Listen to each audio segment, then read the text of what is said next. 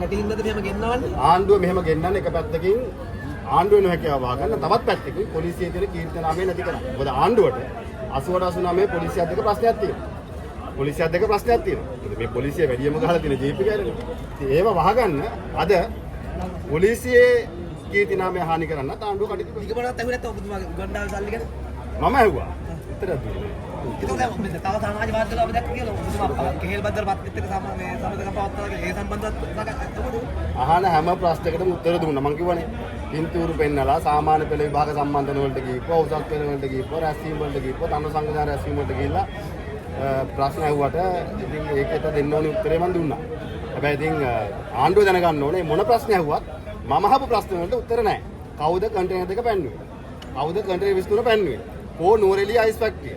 කවුද හෝමගමට විද්‍යානියට අයිස් කියලා දැම්මේ? උත්තර නැත. හැබැයි මගෙන් අහන උත්තර ඉතින් මම දෙන්නේ කොහමද? ආණ්ඩුව එයාලගෙන. 2029ට බය වෙලාද මේද? 2029ට තව කල් තියෙනවානේ. ඊට කලින් මේ අවුරුද්ද තුල ජනතාවට මේ ආණ්ඩුව විසින් ලබා දෙන්න ඕනේ දේවල් ලබා දෙන්න ඕනේ. ඒ සඳහා අපි සටන් කරනවා. නෑ අපි දැක්ක සමාජ මාධ්‍යවල රැල්ලට බය වෙලාද? ඔබතුමා හැමදාම කියනවා ඔබතුමා මේ අභියෝග කරනවා ගන්න බෑ කියලා. තාමත් ඔබතුමා එහෙම ඉන්නවද වැඩි කළා අදත් මම කියනවා. හෙටත් මම කියනවා අපි අත්තර ලේ නෑ. වැඩි කළා නෑ.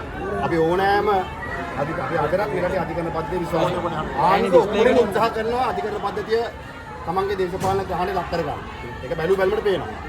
අපි අදරත් විශ්වාස කරනවා මෙරටේ අධිකරණ පද්ධතිය ස්වාධීනව කටයුතු කරනවා. අපි අභියෝග කරනවා ආණ්ඩුව කියපු උගන්ඩාවේ ඩොලර් බිලියන 18 ගේන්න. ආණ්ඩුව කියපු ලැම්බෝගිනි 18 ගේන්න, 16 ගේන්න, ඩොලර් බිලියන 18 ගේන්න.